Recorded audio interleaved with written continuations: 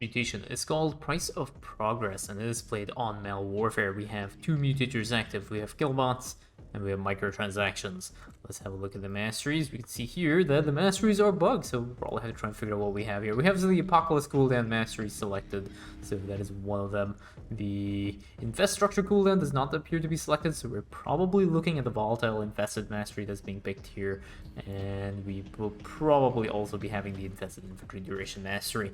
So Stukov is playing the Lord of the Horde Prestige, so P3 Stukov, pretty much a very strong hard counter to this mutation, and you might be wondering why I'd be casting a game with P3 Stukov, and the reason is I actually did not receive any other submissions for this mutation.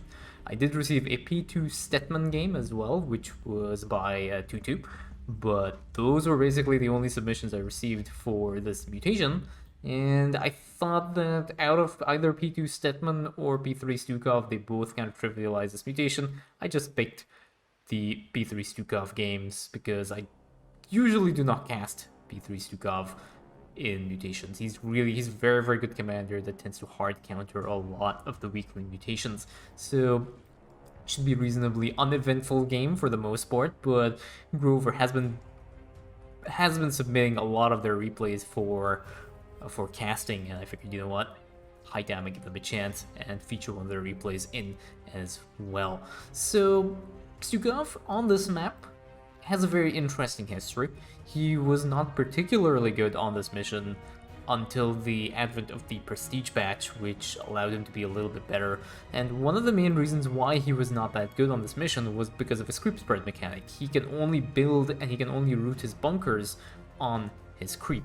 And just throughout the nature of the mission where you have to try and push, like this security terminal is not too bad, but once you start getting to this security terminal, which is essentially on the opposite side of the map, his creep spread doesn't actually spread to that point at that time in the mission, and he used to struggle a lot getting bunkers and being able to hold in the early game, so he usually had to rely on his ally a lot. But with the Prestige patch, you now had P1 Stukov that was available, so you could get his Diamondbacks out, and they were reasonably cheaper now, so you could get a good number of them. So you didn't have to rely as hard on his cooldowns and on his overlords, and because one thing you could do is like send a bunch of overlords over and drop the creep. The other option is you would put down an early command center and just move it forward a little bit, and that will cause this creep to spread there as well. But those were a few options that Stukov had before the Prestige patch. But Apocalypse getting dropped over here, that Apocalypse will be able to deal with that, and the first killbot comes down here now, and that will be taken out as well. Now, one thing to note about killbots is the mutator is called killbots, but there are three different kind of, in air quotes, killbots that spawn throughout the course of the mission.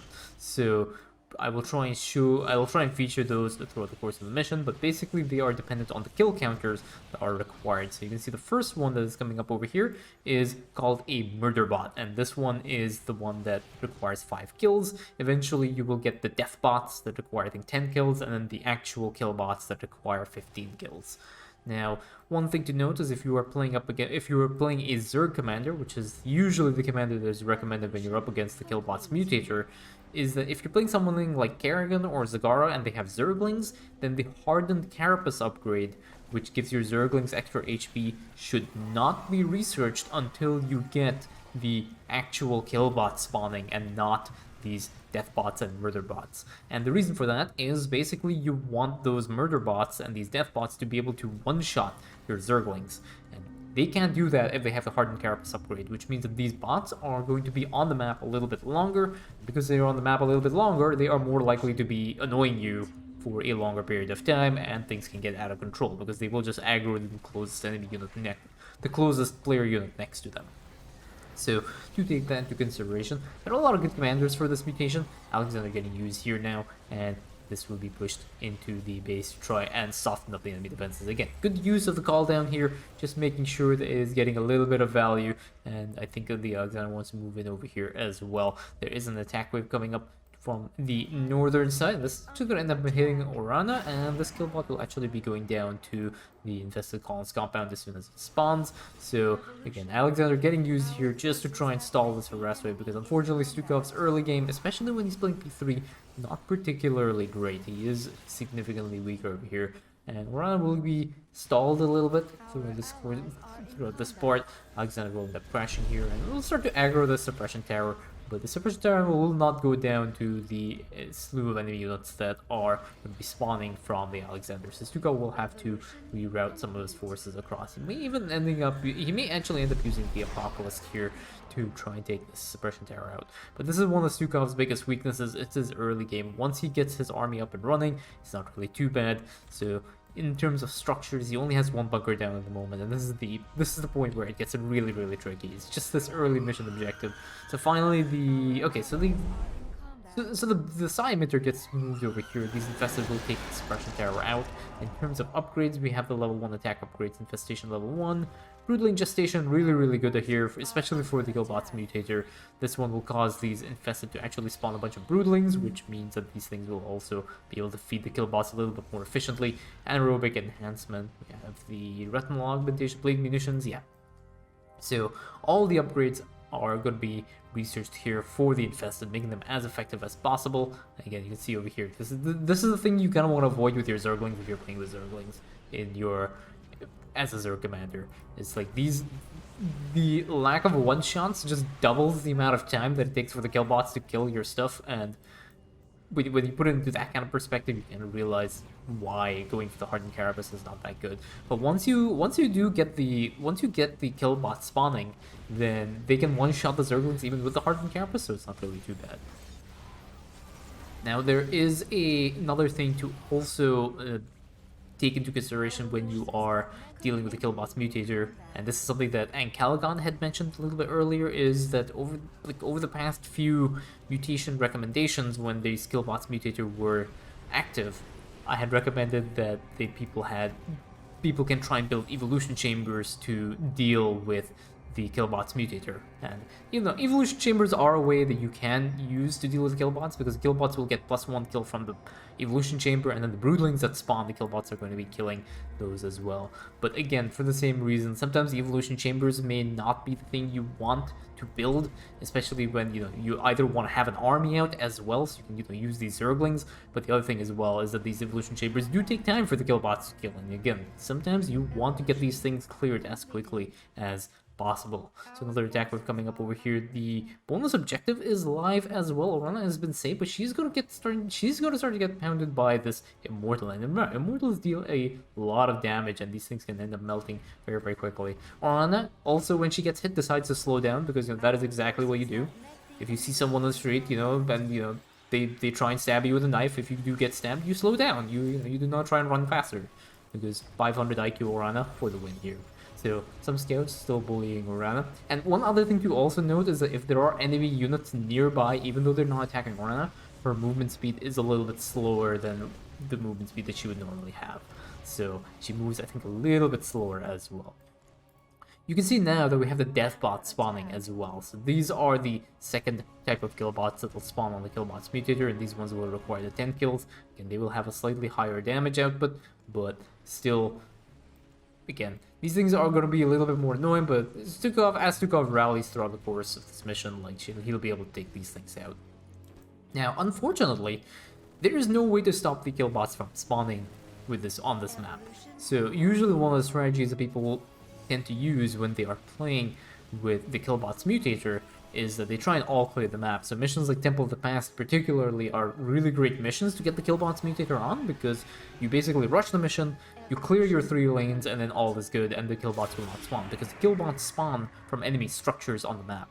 But unfortunately, because the Suppression Tower spawn points, so these things, well, not the bonus objective, that was actually a bad example. These things here, these things are considered enemy structures, but obviously you cannot destroy them, so the Killbots will keep spawning from those points as well. And this goes for any Mutator spawned units, so this includes Outbreak, which is the one that spawns infested from enemy structures. It also includes things like Propagators and Void Reanimators. They will all spawn from the base of this tower, and because there's no way of clearing those things from the map, it means the Killbots will continue to spawn throughout the course of the mission, and there's no way of stopping it. So the only way is to actually feed these Killbots.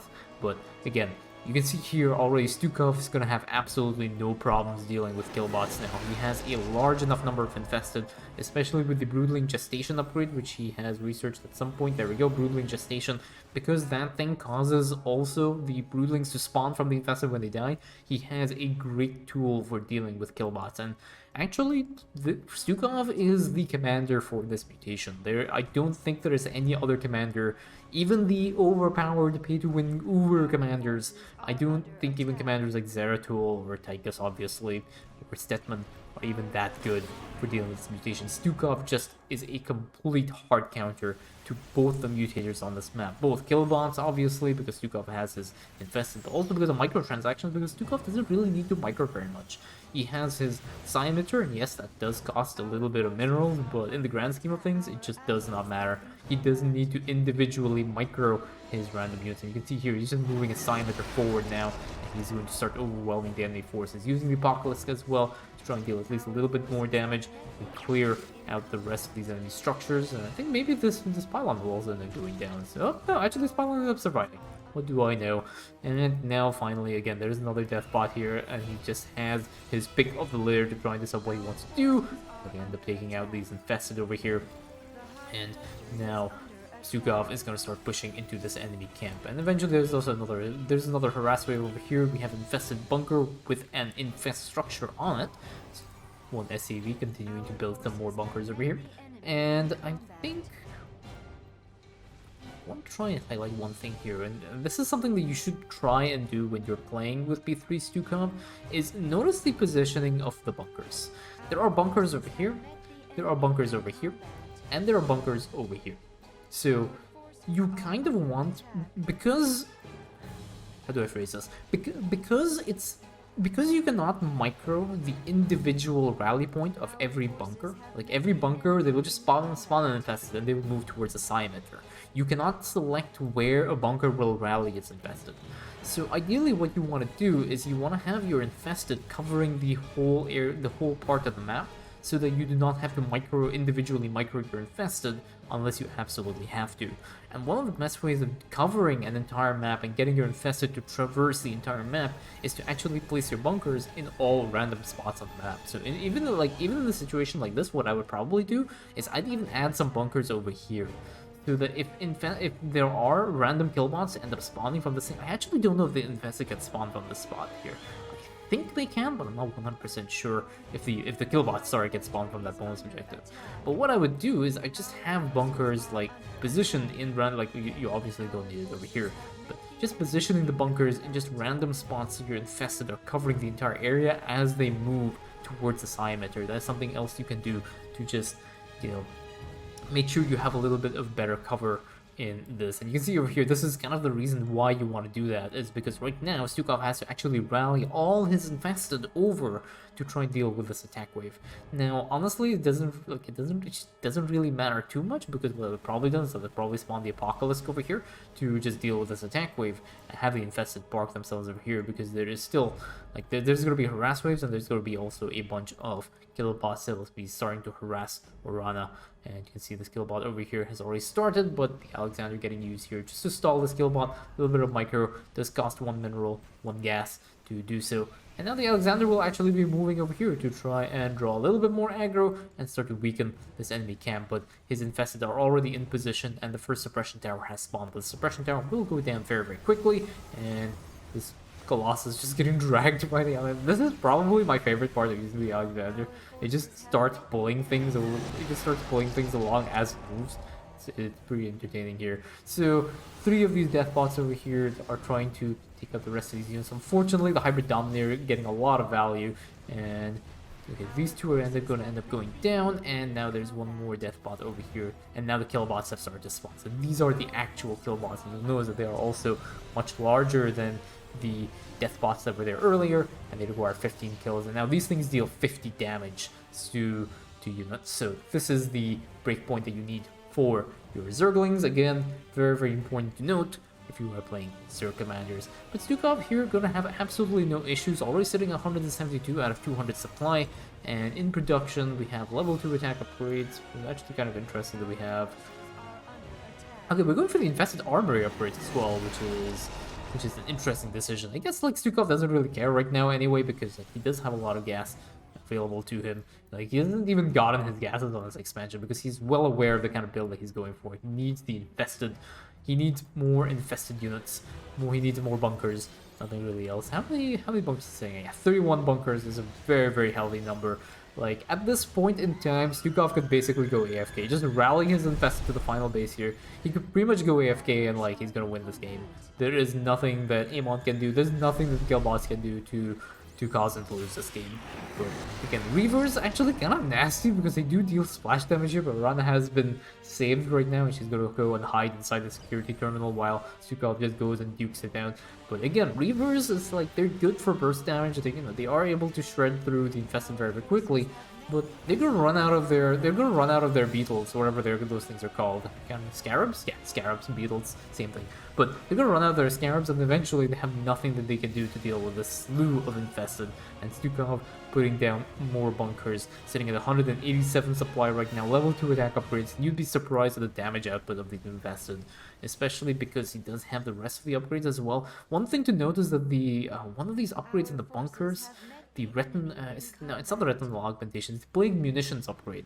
It's just such an insane power spike for Stukov's infested. And combine that with the fact that, he's sitting at level 3 attack upgrades, and then he also has his retinal augmentation upgrade as well as the Broodling Gestation upgrade. Stukov is well on his way to succeed in this. In fact, he could even do the bonus objective right now if he wants to. I don't think there's any reason why he would not be able to do so, but again, he is a little bit behind on this mission. He does need to try and start pushing forward with his infested. His infested are almost timing out right now, and there is again a little bit of a trickle here of infested.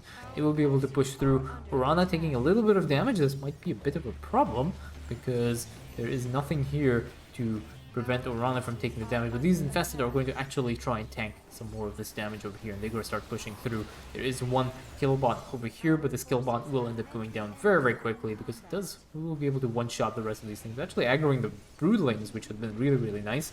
There is a hybrid dominator now, another killbot here, but Stukov needs to try and move his bunkers forward. So I think here what Stukov would probably want to do is like try and uproot some of these bunkers here. He doesn't really need as many bunkers. Remember, like even if killbots do spawn from here, it's not really too big of a deal. I would actually uproot these bunkers and start moving them over here somewhere centralized so that he can deal with attack waves that come up from both the north and the southern side. So his infested also do not have a lower timer, so he can keep his infested out on the field a little bit longer, because now there's going to be 2 more killbots coming up. There's going to be an attack wave that will be spawning as soon as Orana starts to work on purifying this terminal. So again, you can see a lot of killbots spawning over here. There's another attack wave coming up here, and I think, yeah, Stukov is going to go for the bonus objective. Why not? He does have the Alexander here, and the Alexander will be able to stall. And unfortunately, this does mean that it cuts off the resupply of reinforcements from his infested over. So it does mean that Orana will have a little bit of a lack of support until the attack waves have been cleared. But this is the purifier terminal that has been taken care of here. Alexander going to be moving in towards the third base, or towards this final base here, to try and start to clear, and now the rest of the infested will be moving forward as well. And you can see this again, these killbots here, it has aggroed this bunker. Bunker is being, I think the bunker might actually end up getting taken out here by this killbot. This killbot now will start taking out the rest of these things, so it's not really much of an issue. So that killbot is going to go down. There's a Reaver here that is still getting a lot of value, but this Reaver will also end up getting killed off by a random infested over here.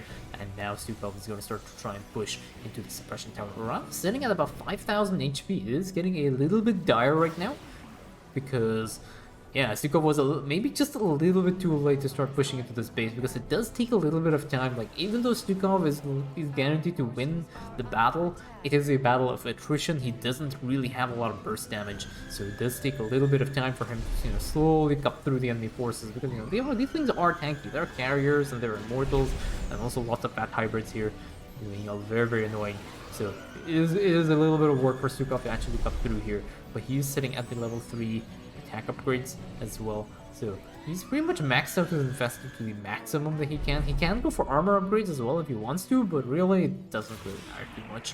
It's just now a matter of clearing out this suppression tower, because the suppression tower is dealing a lot of damage to Orana.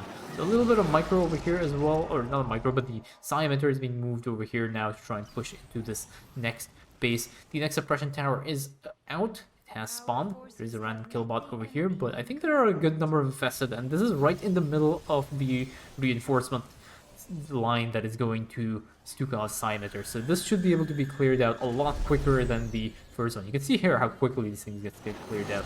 So now there's another attacker coming up over here. I'd like to see an Apocalypse maybe being used here to try and stall, because there's a lot of damage output here. I think there are still some Reavers as well.